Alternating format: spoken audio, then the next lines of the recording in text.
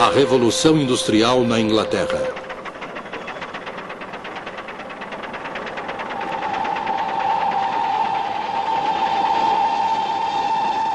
Um filme da Enciclopédia Britânica.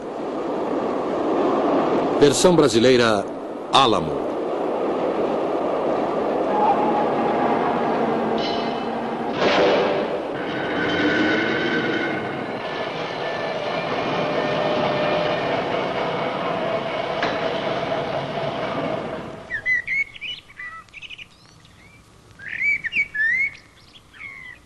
Voe com sua imaginação até a Inglaterra.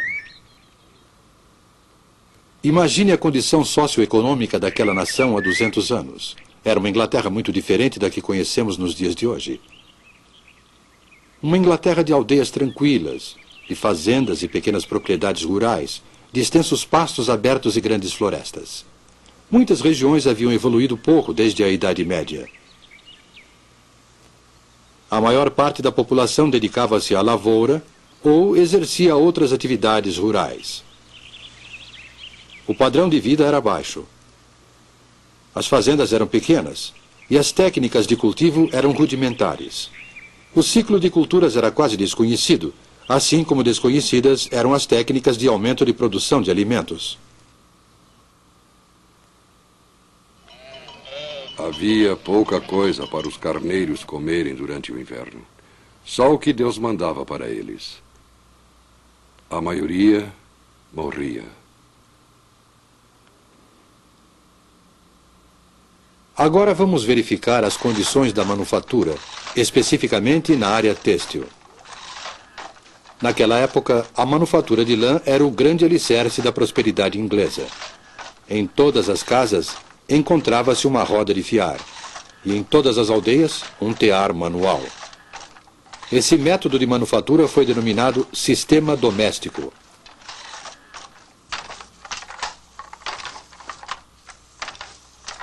Timóteo. Sim, mestre. Venha cá. Continue esse trabalho, você consegue. Na sociedade inglesa, os mestres tecelões habitavam nas aldeias ou no campo, com todo o conforto, e levavam adiante os negócios com capital próprio. O mestre também executava o trabalho manual, e quase todo o processo de beneficiamento de lã era realizado em sua própria casa. Além do seu tear, o mestre tecelão era proprietário de uma fazenda de 1 a 6 hectares, com alimento para os porcos, aves e algumas vezes para uma vaca. Possuía um barril de cerveja de fermentação caseira, uma roupa de trabalho e outra para os domingos. Tanto os aprendizes quanto os artesãos dormiam e comiam na casa do mestre tecelão.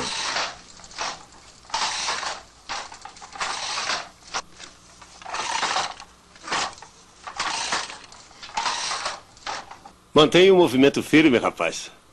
Estou tentando, mestre, estou tentando. Claro, eu estou vendo seu esforço. Os mestres e os seus empregados eram geralmente ligados pela afeição, a ponto de não desejarem se separar. Os mestres pensavam que era obrigação deles manter os seus homens, inclusive quando os negócios não corriam de forma satisfatória. Consequentemente, um trabalhador vivia e morria no mesmo local onde havia nascido. O mestre e sua família produziam eles próprios quase todos os produtos que consumiam. Ned?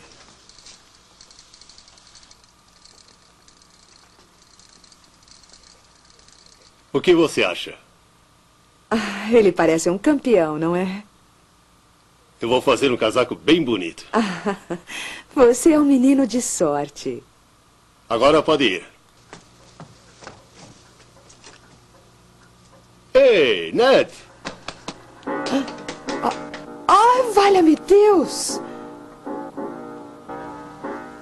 Eles cultivavam na fazenda os cereais que os alimentavam, manufaturavam o tecido de lã com que se vestiam e satisfaziam as demais necessidades com o produto da venda do tecido por eles manufaturado.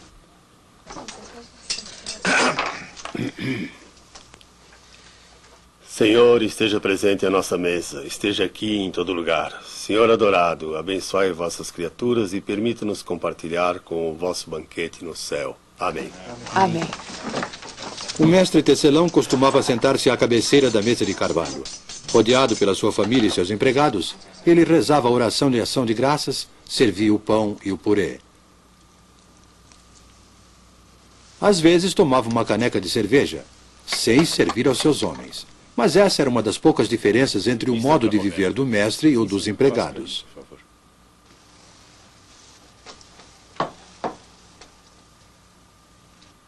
Há muito ainda para você aprender na arte da tecelagem. O pagamento é muito pouco para o aprendiz. Dinheiro não é uma coisa boa no bolso dos jovens. Na realidade, havia um aspecto muito desagradável no relacionamento entre o mestre tecelão e os trabalhadores. Existia, por exemplo, uma lei do governo proibindo aos trabalhadores de fazerem greve para reivindicar aumento salarial. Fizeram uma greve no inverno passado, mas a paralisação cessou por causa da repressão.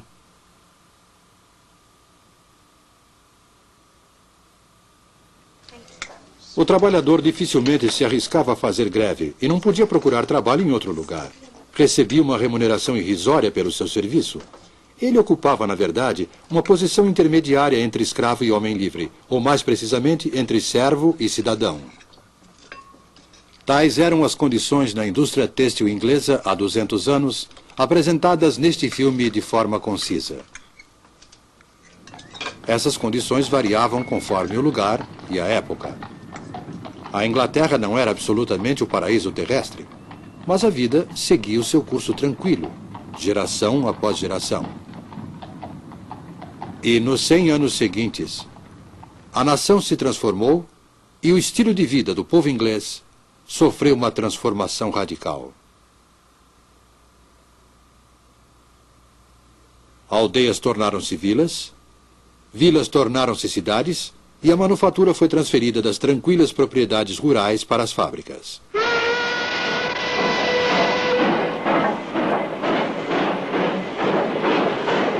Essa transformação é chamada de Revolução Industrial. Podemos dizer, sem correr o risco de simplificar demais, que 3 tipos de máquinas destruíram o velho mundo e construíram o novo. A primeira foi a máquina de fiação. A segunda, o tear mecânico. E a terceira, o motor a vapor.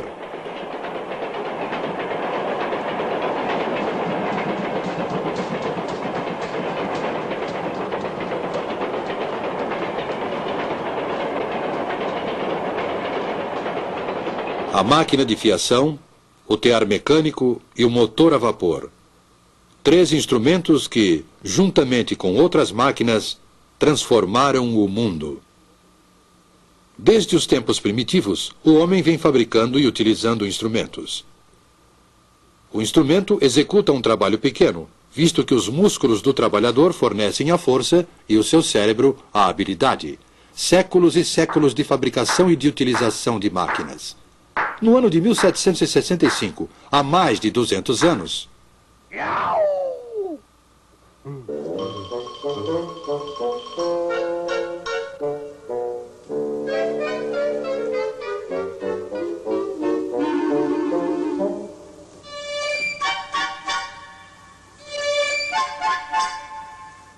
Jenny! Jenny! Eu consegui! James Hargreaves aperfeiçoou a máquina de fiação manual, batizando-a com o nome de sua esposa, Jenny. É a Spinning Jenny, a máquina primitiva de fiar difusos múltiplos. Essa máquina iniciou a revolução na manufatura da lã. A fiação era até então um processo lento, pois só se podia fiar um fio de cada vez. James Hargreaves colocou 8 fusos numa armadura e movia todos eles com uma manivela. Dessa forma, fiava 8 fios simultaneamente. A engenhosidade de Hargreaves lhe angariou o desagrado dos seus companheiros fiandeiros, que temiam perder o trabalho por causa da máquina.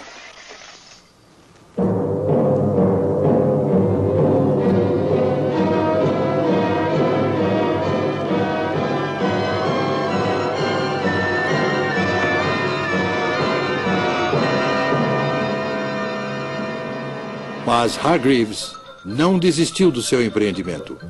E logo depois desenvolveu uma outra máquina que fiava 16 fios ao mesmo tempo. Uma criança podia, ao girar a manivela desta máquina, realizar o trabalho que antes era executado por mais de 100 homens. Ninguém conseguiria mudar o curso da história, pois uma descoberta iria inevitavelmente abrir caminho para outra. Em 1784, a população de Godby Marwood, uma pequena aldeia na região central do país, estava inquieta em virtude do que acontecia na casa do ministro da aldeia, o reverendo Edmund Cartwright.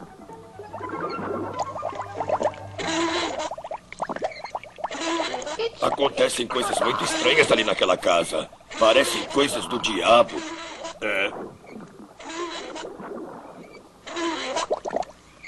Segundo seus vizinhos, o reverendo não era um homem bom. Acreditavam que ele praticava bruxaria. Mas tais temores eram infundados. Cartwright havia simplesmente desenvolvido uma máquina, acelerando assim o processo de industrialização. A partir de então, a energia não era mais produzida pelos músculos dos trabalhadores, como ocorria com a máquina de fiação. A fonte da energia seria a água.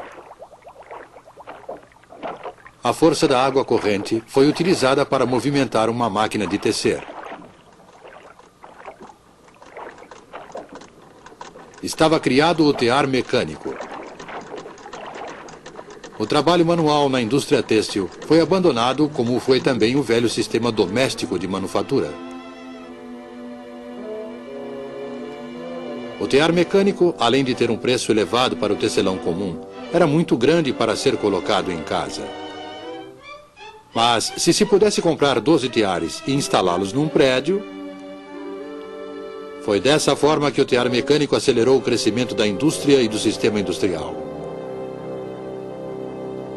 A partir dessa época, em lugar de trabalhar em sua própria casa, o tecelão passou a morar em um lugar e a trabalhar em outro. Embora isso seja comum hoje em dia, naquela época houve uma implacável oposição à tirania da sirene da fábrica.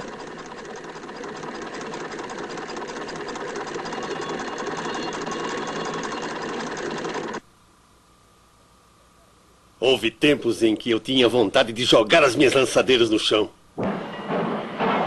Mas a máquina que daria o maior impulso à Revolução Industrial ainda estava por vir.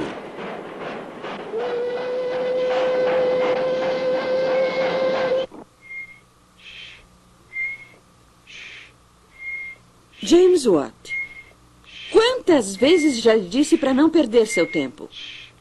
Você não servirá para nada, menino. Não estou perdendo tempo, mãe. Eu estou inventando uma coisa. Inventando uma coisa? O que você está fazendo, menino? Nada demais, mãe. Ainda não tenho certeza, mas acho que é um motor a vapor. A história em torno do jovem Watt e a chaleira de sua mãe não é mais do que uma lenda. O primeiro motor a vapor foi, na verdade, desenvolvido por Thomas Newcomen em 1705 e era utilizado para retirar água das minas de carvão. Um dos motores de Newcomen foi levado para a oficina de Watt para conserto.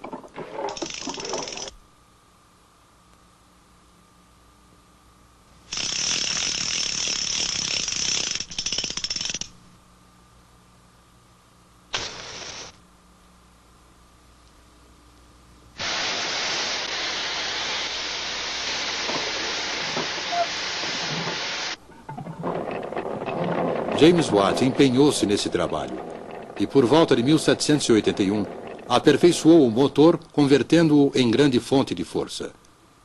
Essa era uma força barata e podia ser utilizada para dar movimento a todos os tipos de máquina.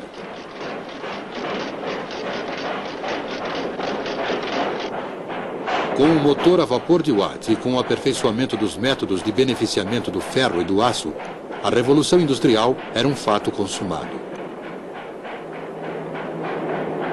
A máquina de fiação e o tear manual foram abandonados. Surgiram as grandes cidades, não de um dia para o outro, mas no curto espaço de 100 anos. No lugar do mestre tecelão, semi-industrial e semi-fazendeiro, apareceu o capitalista, proprietário de muitos teares e empregador de centenas de trabalhadores. Com a Revolução Industrial, a Inglaterra transformou-se na fábrica do mundo no século XIX.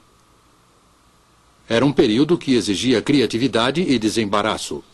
Juntos, empresários e engenheiros criaram uma era na qual a Grã-Bretanha ocupou a supremacia do comércio mundial.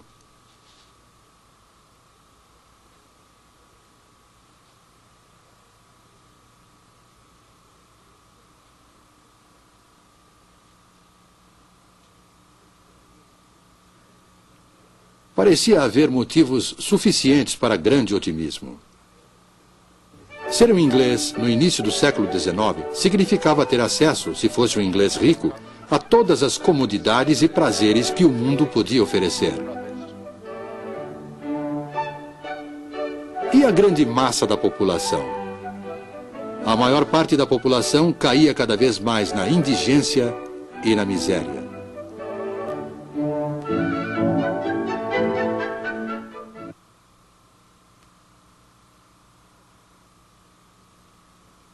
A qualquer hora do dia, podia-se ver as mulheres utilizando, para as necessidades domésticas, a água de uma vala imunda e fétida, cujas margens eram cobertas com uma mistura de lama e lixo.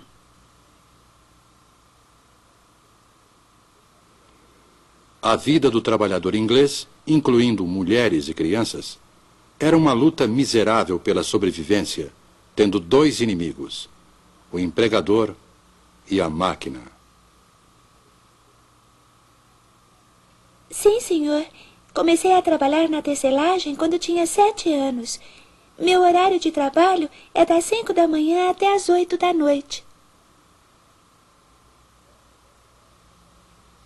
Conversa de escravos. Os trabalhadores do período feudal não foram tão aviltados e escravizados quanto os pobres trabalhadores do norte civilizado.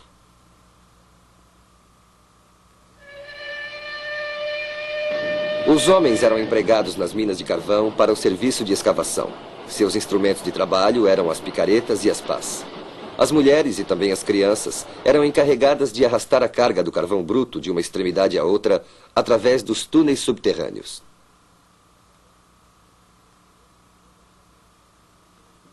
O cinto e a corrente são mais dolorosos quando trabalhamos com a família.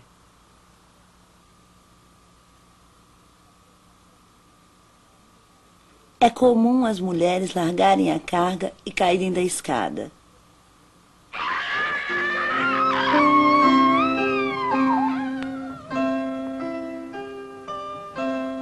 A verdade era que o novo poderio econômico inglês e a supremacia no comércio mundial sustentavam-se na exploração da mão de obra, em moradias subhumanas e na imensa miséria do proletariado.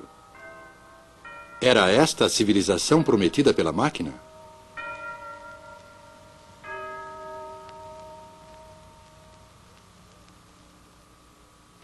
Observo com prazer que a classe operária inglesa está conscientizada de sua exploração e que ela odeia aqueles que a exploram.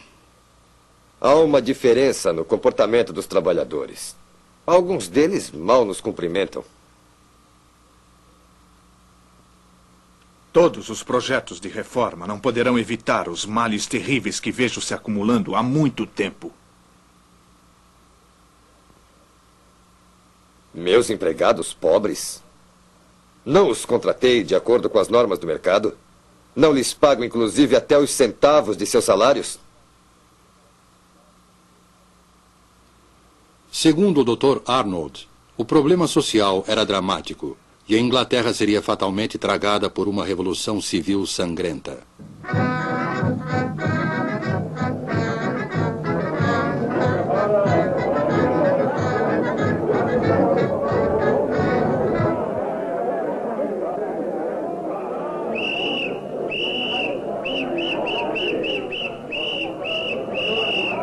Apesar de todos os distúrbios e tumultos, os quais sempre ficaram limitados a determinadas áreas, a tão esperada e temida Revolução Sangrenta não aconteceu na Inglaterra como acontecera na França. E isso por dois motivos principais. O primeiro foi a reforma. Durante anos, houve muito debate público pela reforma dos males sociais causados pela Revolução Industrial. Em 1842, o parlamento aprovou a primeira de uma longa série de reformas. A Lei das Minas. Determinou que, a partir daquela data, o trabalho de mulheres e crianças menores de 10 anos nas minas de carvão estava proibido. Em 1847, a Lei das 10 Horas. A jornada de trabalho de mulheres e crianças na indústria têxtil não deveria ser superior a 10 horas.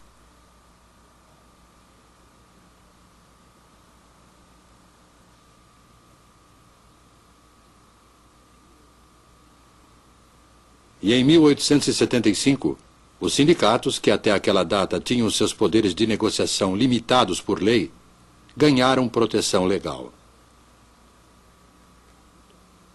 A partir de então, o operário tinha o amparo legal para se reunir com seus companheiros em defesa de melhores condições de trabalho, redução da jornada e aumento salarial.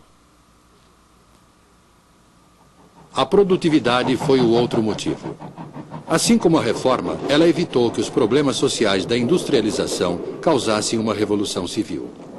Na época do trabalho manual, antes do advento das máquinas, a produção de um sapato exigia aproximadamente 18 horas de trabalho, pois um único artesão executava todas as etapas de produção. O artesão sentia-se gratificado pelo seu talento. Mas, para sobreviver, era obrigado a trabalhar muito para compensar sua baixa produtividade, que era inevitavelmente baixa, dado que ele só podia executar uma única operação por vez. O acabamento podia ser excelente, mas o preço do sapato feito à mão era elevado e, consequentemente, poucas pessoas podiam pagá-lo.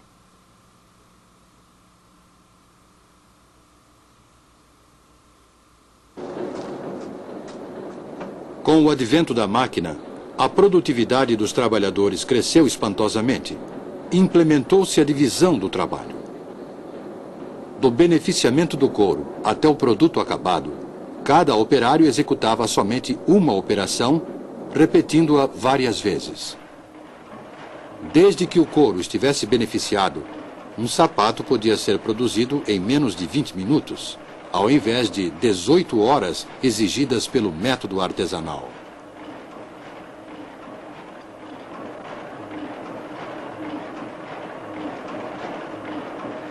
Dessa forma, cada homem produzia mais graças à máquina, e sua produtividade cresceu. As horas de trabalho em toda a indústria foram diminuídas. O salário aumentou, e os preços dos produtos baixaram. Assim, o operário podia comprar o seu próprio produto. Mais pessoas podiam se beneficiar da crescente riqueza do país. Essa foi a promessa da máquina e da Revolução Industrial. É verdade que essa promessa ainda não se cumpriu inteiramente. Mesmo assim, é uma promessa de benefícios materiais para todos.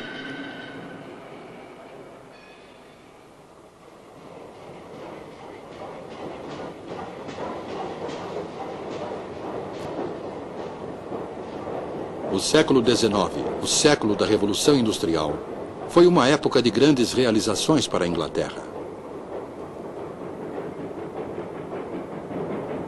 Uma nação de economia agrícola, com uma grande manufatura de lã, transformou-se em uma nação industrial, de engenheiros, de minas de carvão, de empresas siderúrgicas e de fábricas. Essa transformação da economia causou muito sofrimento para a classe operária. Mas, por outro lado, em um período muito curto, a Inglaterra tornou-se o maior exportador de produtos. Ela era a fábrica do mundo.